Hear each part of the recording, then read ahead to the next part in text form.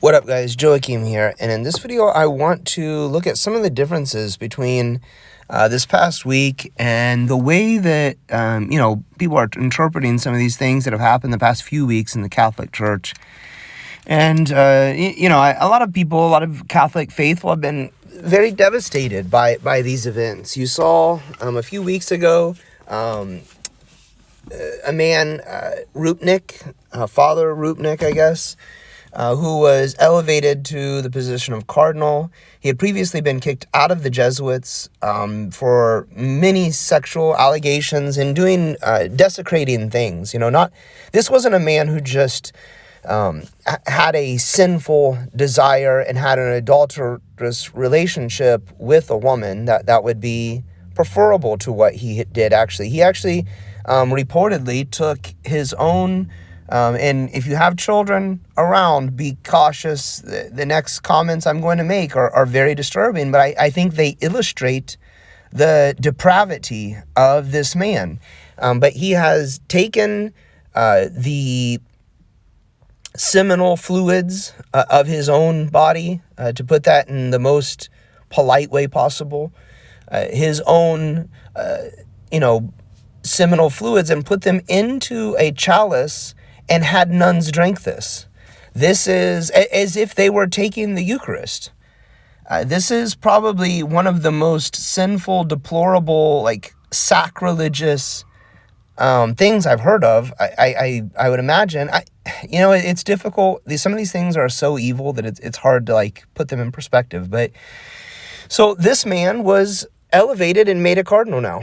Less than I don't even think it was a few months since he was kicked out of the Jesuits, then restored and made a cardinal, and simultaneously not simultaneously, but a week later, you now see Bishop Strickland of Texas has been now fired. He has been booted from being a bishop in the Catholic Church. Bishop Strickland, who for all intents and purposes, it seems to be a very faithful man. He's not, he's not caught up in all of this scandal and things. I don't know exactly I don't know what his life is like, personally. Obviously, I don't know these people. But you see this, and you got to think, what is going on here? This man, he's been fired because he dared to criticize Pope Francis, while Rupnik, who did some of the most desecrating things you can imagine, has been elevated. And a lot of people see this as problematic, and I do too, but this is something that actually could happen in the Orthodox Church, and it would not affect whether it was the church or not. And I'm not a Catholic channel. I am an Orthodox Catholic Christian. We believe that we actually are the exclusive one holy Catholic and Apostolic Church, and that other churches, such as the Vatican, are imposters. They are neither one Catholic, holy, or the church. None of these things describe that. But this is why I'm making this video, though, is because people will look at this and say, this is very problematic, this is disgusting, and they're right. But this has been the norm. Evil, sinful men become part of the church, and they must be addressed. Pope Francis and Rupnik exude that. That comes out of them. But a few weeks ago, during the synod, what I was really pointing out to people was that the Vatican I pronouncements make it supposedly impossible for the Pope of the Catholic Church to teach false things. And according to Vatican I, if you dare to question, or you dare to disagree with those things, or refuse to accept them, or say that they are wrong, then it is you who are called to be anathema because of that position. That is what expresses truly that the Catholic Church is false, is because their own councils they cannot hold to. Their own Vatican I, Vatican II councils, when they hold these things, they immediately become false. They have demonstrated the falsity. So although this is the more evil, this is the more expressly sinful thing that is easily identified, it is actually the Vatican I, Vatican II councils and the demonstration of them being false. If Pope Francis, as many cardinals, many bishops, many Catholic laity, if they can look at what he says and says that what he teaches is wrong, then it means that according to Vatican I, it says that the Pope cannot err in matters of faith and morals. And this is speaking of the ordinary faith. So it's not.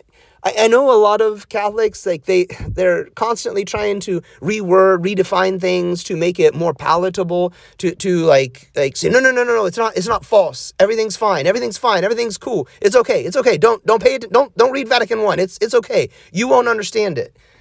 And people don't understand it because it's false. Because any idiot that can read can look at it and see that it says that the Pope, if you disagree with the Pope in matters of his teaching on faith and morals, that you are anathema. So it's not everyone in the world that has ever read the basic summary of Vatican I that's wrong. It is actually the Catholic Church that is wrong. So all this does, though, is demonstrate that the Orthodox Church is, in fact, the one holy Catholic and Apostolic Church.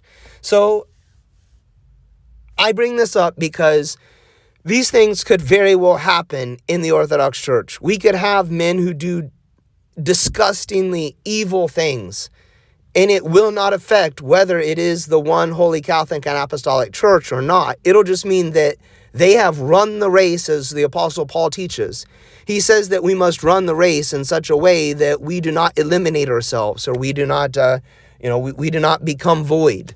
Well, those men have in fact eliminated themselves. They should be deposed from being bishops, although that doesn't always happen. Sometimes, and this has been corrective throughout history, the men that they excommunicated or shunned, they dethroned Saint Nectarios of Alexandria in Greece, and he died outside the church. A lot of people talk about these Orthodox churches that are non-canonical Orthodox. Well, we have Orthodox saints who were part of non-canonical, and Saint Nectarios is one of these. He was part of a non-canonical Orthodox monastery. Wrap your head around that. But he died, with that being the case. Then the church, about 100 years later, had to come back and say, yeah, the men that did that, they were actually the sinners. They were evil, disgusting men. And it is, in fact, St. Nectarios, who had been excommunicated from the church. He was holy. He actually was righteous. Same thing with St. John Chrysostom. I bring him up often because he's so famous, because he's very popular, well-known. He is a man who died having been excommunicated from the church. Why? Because he dared to tell the truth. And this is why I have this channel. I'm not saying I'm the most eloquent or the most intelligent. I'm none of these things. But I am telling the truth, and I hope that for the sake of the souls of many Catholic faithful who I see as my friends, in many cases my fellow countrymen, students that I had previously, and then their parents. I see many faithful Catholic people and family of my own that I love dearly, and I become very passionate about these things, but I hope that by pointing these things out, I demonstrate that there is a one holy Catholic and Apostolic Church. That is not false. It is just not the Vatican I, Vatican II church that calls itself the Catholic Church. That is not Catholic. It is not Catholic. This church, Pope Francis is the Pope, and this idea, the ideas that have come from that, they are neither one holy Catholic nor apostolic. But all of those things are true of the Orthodox Church. So please look into these things, consider them for yourselves, look them up. I've made videos on these. People who are better apologists for the Orthodox faith. Jay Dyer is a very good example. Perry Robinson's probably the best example. Perry Robinson's done tons of stuff on Orthodoxy and why it is in fact the true church. A lot of these cases, they're just regular lay people hoping to demonstrate the truth of the faith that has been received, the faith of the saints that has been passed down to us. Seraphim Hamilton's a good example. There's many others, many writers. If you read books that make cases for this, you can look them up, discover them over time. But yeah, I'll kind of leave off on that topic. Hope you guys are doing well. Take it easy, and I'll talk to you in a video coming soon.